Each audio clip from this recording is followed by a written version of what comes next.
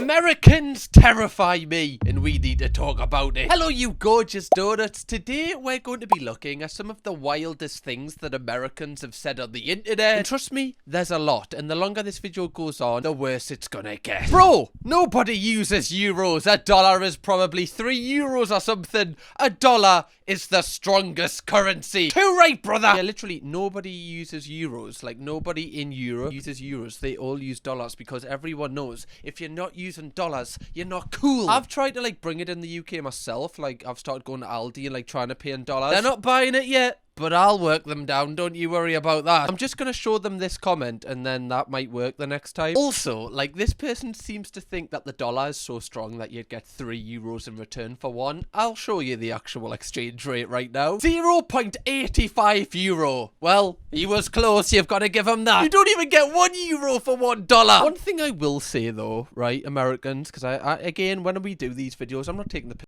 of all Americans, just the silly ones. Seems to be a lot, I'm just saying. I do think your money is cooler. Like, whenever, like, I see dollars in person, it almost doesn't seem like real money. It seems like Monopoly money. Probably because it's meant to resemble that. I do think you have the coolest physical money, but, yeah, people do use euros in Europe, funny enough. By the way, when I went to Frankfurt, which I've mentioned like 4 times, do you know I went to Frankfurt? I didn't even take any euros with us. I just Apple paid. Oh, I felt so, like, Gen Z. I am Gen Z, but I just felt extra Gen Z that day. It was such a big ball move from me, and I just conquered it, and I'm just so proud of myself. God gives his hardest battles to his strongest soldiers, guys, and I won that battle. While in Germany, I found an Aldi. This Aldi is nothing like an American Aldi. Already, like, what is an American Aldi? I saw some of the same products, but nothing American or anything written in English. I was lost. Chances are, if it's in another country, such as Germany, why would they have anything written in English? They might do it in, like, more touristy bits, if, like, you know, if they want to be helpful. But, like, why would they write, like, it's a different country. That's what happens when you go to a different country. They put something in their language because, you know, the people that live there use it the most often, not people that only come for a week. However, guys, I want to mention again, I recently went to Frankfurt, and the woman at the cash out of the Aldi that I went into 3 times spoke English to us, like, each of the 3 times, and I did really appreciate it, but I didn't, like, you know, write a post about nothing being in English, not like all the other girls, unfortunately. No, I am a keeper. If you can't tip your server, don't go out to eat. Your bill, 107. Move decimal over. Already you've lost us. You've lost us. Like, moving decimals. Like, what am I doing here? As soon as I hear the word move decimal, I'm like, right, I'm out. Right, well, that's just... I did the foundation paper. When I opened the booklet, the first question was, what's 1 times 1? And even then I had to think about it. This is wild with American culture, though. Like, obviously the servers do a lot of the time survive on tipping culture. So, like, you want to do it to make sure that they can pay their bills because they've give you a great service. But it's so mad that it's not the job of the actual establishment to pay their staff. It's the customer. The servers rely on the customer's pay. Like, that shouldn't be the case. In the UK, like, we have service charges, which a lot of the time are automatic, and then you can tip on top if you want to. I actually like that method a lot, and I like it when there's a service charge on because I want to give people, like, an extra tip on top of what they're earning. This culture is so backwards, in my opinion. One is 67% cheaper than the other, yet they taste the exact same. I don't know why anyone would buy the £4.50 brand unless they're just bad with money. Now, one thing I will say is I actually don't mind Hershey's chocolate. I actually really like Hershey's Kisses, the cookies and cream ones. Oh, I mean, I could shag that. Like, you know, metaphorically, I wouldn't stick my penis in it. That would just cause a disease, probably. Something I would stick my penis in is definitely Linda Swiss Classic. No. You can't say American chocolate is better than Swiss chocolate. They're chocolatiers. You can't, like, it's like getting Belgian chocolate. Like, it's what these places are, like, built on. This is what they thrive on. This is the masters of chocolate. Hershey's chocolate isn't as good as that, right? I know this is probably opinion based, but there's a reason why that one's more expensive. I am starting a new business of importing American water to Europe to slowly introduce Europeans to the concept of drinking water. I'll call it TAP, which is short for True American Pure Water. That would be TAP W then, wouldn't it? You can't put water in brackets. That's our own word in itself. If anything, it's the most important word. How will we tell the difference between your beer or your water? I don't get it, but yeah. It won't work. American water is imperial. Ours is metric. It is so funny that, you know, there's like threads on the internet where people are just arguing over who has the best tap water. What does this mean? I've tried writing the whole month out with no abbreviations and this still comes up. Do I save anyways? Yes, because... Oh, f***ing hell. I've just realised what they've done. I was looking at that going, This all actually seems in order. Like, why are they the idiot? It's because you've wrote your month out, man. It literally says, put the day, then the month, and then the year. But you've went, no, I don't fancy that. Actually, I'm going to put the month first. I'm not going to use numbers as well. I'm just going to write it out, because that's what I want to do, you see. So that's what I'm going to do. It clearly says just numbers, okay? One thing I will give you credit for, though, you were born in 1959, and you're still here to tell the tale. Love that.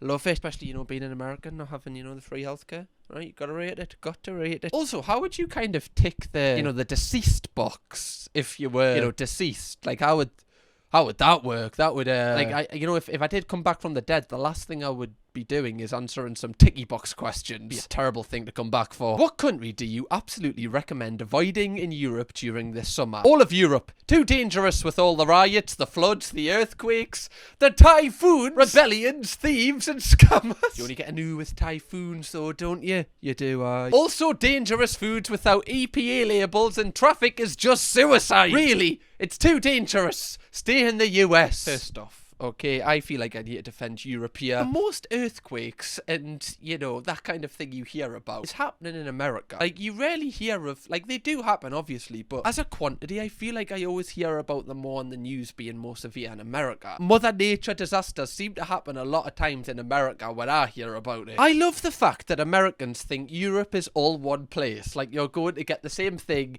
in Sweden and Bulgaria. I mean, you could call us Americans, but I would argue individual states are as much or more culturally distinct, think California versus the Alapachia, is that? Than Sweden is from Bulgaria. Now again, I don't have the best perspective because I haven't visited many American states. But if you don't think that neighbouring countries in Europe have, like, a massive distinction between them, then you are wrong. Like, they have such big changes between them as soon as you go over the border. Like, France borders with Italy. You're gonna get a total different experience of culture in France to what you would in Italy. And then Switzerland borders both of them, and that is totally different to both of them. And then Spain borders with France. Like, Spain is totally different to France. Every single time you go to a new country, they couldn't be more different. I'm not saying there isn't a difference between the states in America, because, like, I even know, not living there's a huge difference between states. But I think it's unfair to say that there's a lot more difference in American states than there is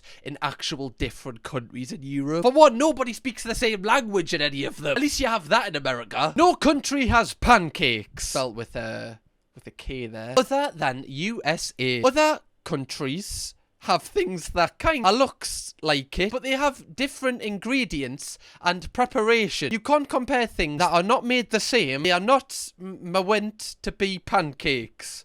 Well, I mean, you can take, you know, the ownership of pancakes. We'll take the ownership of education. What is this? Surely an actual adult didn't write this. I thought I was having a stroke just trying to read it, man. Also, like, you know, pancakes aren't that difficult to make. Were you really the first people and the only people to have them? Your pancakes aren't different to everyone else's pancakes. You do know that, right? Like, how do you even gather this, like, market research? Have you, unless you've been to every single country outside of America and tested their pancakes there? By the way, banging YouTube video. Somebody nick that, please. Then I don't really think you have, like, a good perspective on whether this statement is true or not. It's also just a weird moral high ground to take. Yeah, well, we're the only place with pancakes. In the UK, actually, we have Pancake Day as well. So, stuff. Like, what you got to say about that? What have you got to say about that? That's what I thought. We've got a whole day dedicated to pancakes. Have you? No, I didn't think so. The fact that the Vatican can't afford central AC, it's giving broke. She doesn't even rotate. This doesn't do anything. Whose job is this? To go out and buy the tower fans at the Vatican? This is kind of funny. Because in America, obviously, like, AC is such a huge thing, whereas in Europe, you know, well, a lot more in Europe than it is in the UK. In the UK, it's basically just not a thing. Like, no homes have it. I think the reason that they probably, you know, just use plug-in fans is because it's, like, a historical place. And if you start, like, installing AC into it, it's just gonna ruin the vibe of the Vatican. Like, the whole entire experience of going to the Vatican is, it's, like, a really cool thing that has been around forever. And it's, like, a really just a place that a lot of people have talked about. It's a really iconic place. If you start modernizing it, it just kind of takes the vibe away. Like, why? I don't want to see, like, an AC unit, like, dotted around it. That just would ruin it. So you paid in dollars? Euros? I hadn't thought of that. What is the symbol for euros? I thought the dollar sign was universal for money. See, this one is kind of like a harmless one, because if you've never left America and you don't really care to learn about any other kind of culture apart from American culture, you probably would think that that is the only sign. Like, if you see like the euro sign, you'd be like, ah, people don't really use that though, do they? It is wild though. Like, I don't know if it's because living in the UK, you get a better kind of, you know, perspective on like the country as a whole. And obviously, like, a lot of movies and a lot of TV shows and a lot of culture definitely comes from America. So a lot of Americans probably are just engrossed in their own culture, whereas us from the UK have like absorbed like loads of different cultures. So I can understand why sometimes some Americans might be a little bit like, what's like, ignorant to like, you know, everyone else. I can't see it. Dear British people, it's YouTube, not YouTube. Where is that? Feeling a little bit called out by this one. I can't lie. I'm feeling a little bit. It's touching us a little. YouTube. That's the way. I don't know where the chuck comes from. Now you're asking. You've put us on the spot here. Please let me know in the comments. How do you say it? Like, do you say, "Oh, I'm gonna watch YouTube"? It makes me skin crawl a little bit. Anyone want to watch the YouTube? See, in American, it actually sounds alright, but like in a Geordie accent, YouTube. Hey guys. I wouldn't say that, would I? Hello, friends. Wait, how do I speak to friends? Do you want to, like, come round mine and watch some YouTube?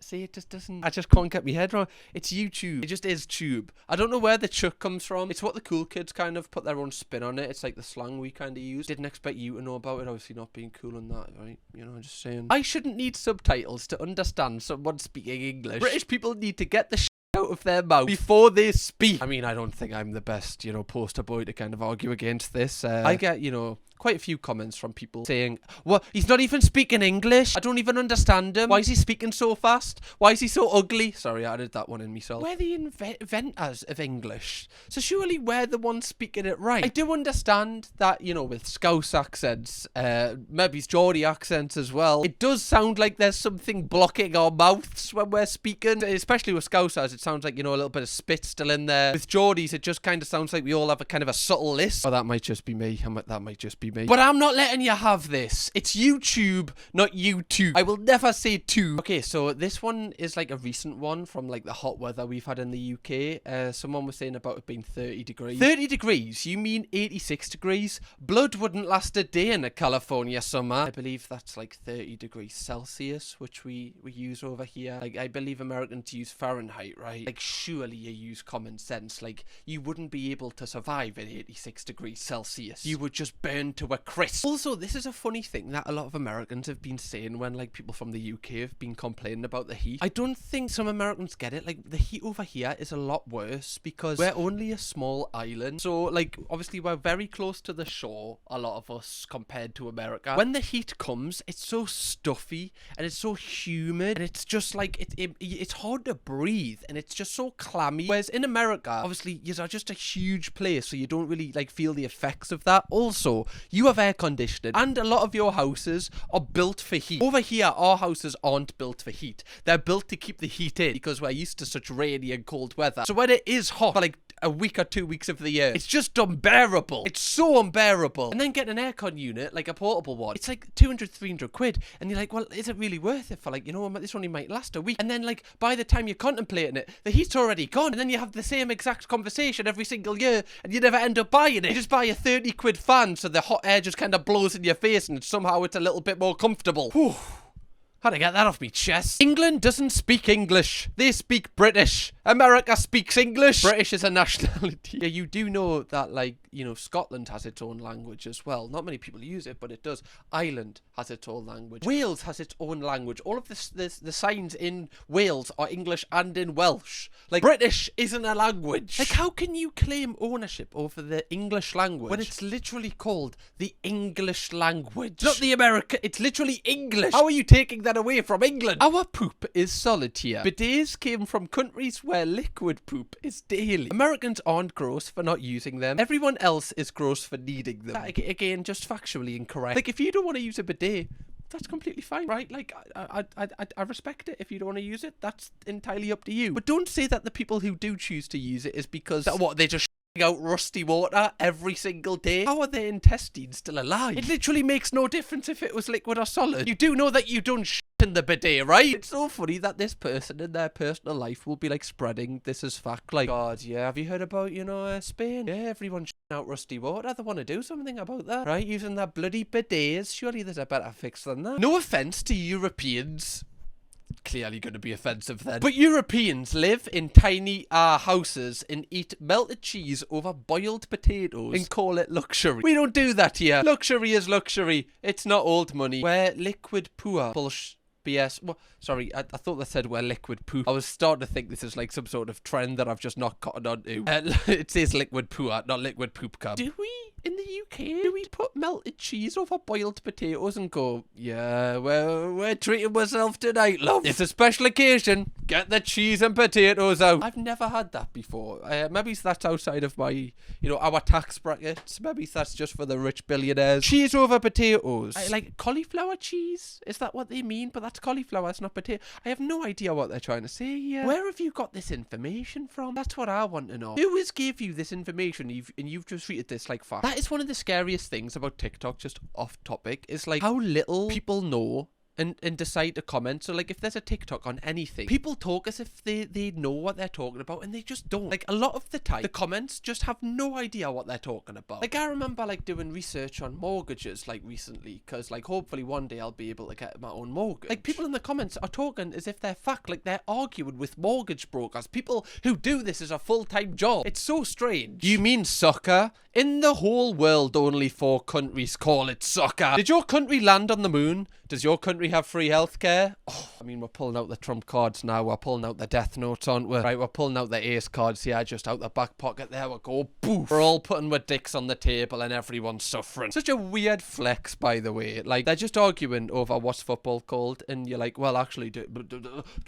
your country land on the moon? I don't really know what that has to do with soccer, though. Football. Why did I call it soccer? It's not really relevant though, is it? Right, it doesn't really change the original discussion that we were having. Like what we're doing now, just naming things that our country has. Oh my god, this is hilarious. I genuinely thought the red buses in London were just for the postcards and for your group. Wait, they're not there just for like the gram? They're not to like just make your feed like proper lit and that? What?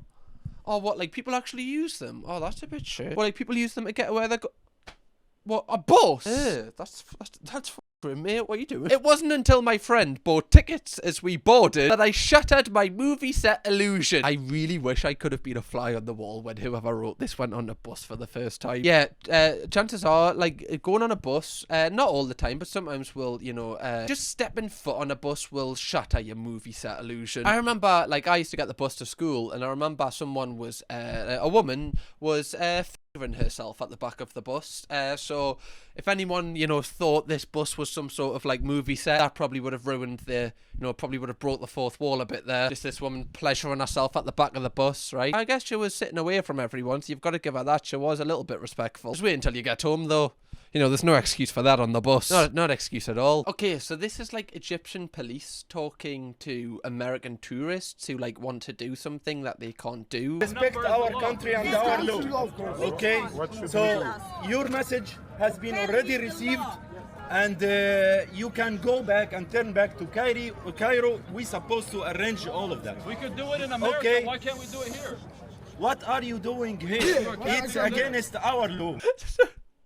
I've just picked me up. So that was like unironically really hilarious from the police officer there. When that guy chimed in like, well, we can do it in America, man. Why can't we do it here? He was like, what are you talking? You're not in America. You're in Egypt. All I'm asking is you just respect the rules here. Like, why would that be your defense? Well, I can do it in my country. Yes, but you're not in your country. Like, when you go to a new country, you can't just, like, make your own rules up. Like, every single country has their own rules. I imagine, again, from the perspective of this person, when they go to different states in America, which they might treat as different countries in their own head, they can do the same things because a lot of the times the rules will be the same. But this is an actual different country we're talking about here. And it kind of relates back to one of the other things we reacted to, where they were saying, like, there's more difference between states than countries. This video clearly shows that there's not. I honestly didn't realize Netherlands was still a country. Wow, I should think about spending a week or two there on vacation. Visit some of the spots my grandfather saved from total destruction during World War II. Do you know this? What do you mean you didn't realize the Netherlands was still a country? What? Do you think it just crumbled into the ground? Why wouldn't it be a country? Surely you've heard of Amsterdam. Surely you know Amsterdam's still going. That's like one of the most famous cities in the bloody world, man. Also, like, what do you mean your grandfather saved it from total destruction? What, by himself? By himself, did he? What was he, like Captain America, just kind of holding it all together? You can tell the grandfather of this family definitely went home and went, yeah, I've actually just like saved an entire country. People call it like the Netherlands or something. No big deal, just all in the day's work, you know. Any Americans watching, do you learn a lot about European culture? And do you learn a lot about like other countries in, you know, your school system? Or do you kind of just learn about America? Because when I do these videos, I actually want to learn. Like, I know I take the piss, but I actually want to know why some Americans are this way. I genuinely find it fascinating. You land in Europe and instantly realize you overpack. You can't find iced coffee. What? They sell it everywhere. Like, genuinely everywhere. You said bathroom instead of toilet. Everyone dresses better than you. Tell me your culture shock moment abroad. Lack of a place where you can buy a good cup of coffee is the biggest for me. Like, a lot of Americans say this. And to be fair, I don't have the best perspective on it because I've never tried American coffee. Okay, I've never had a coffee in America. So I guess I'm not the best person to kind of, you know, be the judge on this. But I've had some great coffees in the UK. But then I wonder if, like, a great coffee in the UK is a shit one in America. Now I'm confused. But don't in America, don't they kind of like, you kind of have a lot of like black coffees, don't you? Like some people, like a lot of people don't put milk in, which is like wild. Obviously you call that like an Americano. I get it. But I have to have milk in me coffee. So then I would just say that the UK is better for coffee and Europe is because we put milk in. I remember my first time in Europe in Paris and didn't find a restaurant that served scrambled eggs and bacon like Denny's in the States. Like the UK equivalent of this would be going to Paris and looking for a Greg's. How did you not find a place in Paris that does bacon and scrambled eggs? Surely there's places that does that. I just don't think you looked hard enough, if I'm being honest. You're not really pushing the boat out there. Anyway, Donuts, I hope you enjoyed this video. I'm thinking of making this a series. This is episode 2 in the series so far. If you want to watch episode 1, click this right here. And thank you very much again, Donuts, for dedicating the time to watch us. I really do appreciate it. And we're pumping out so much content at the minute, so thank you so much for the consistent support. I'm doing my dream job and I just feel that appreciative. So wanted to tell you, thank you very much. Kirkham, baby.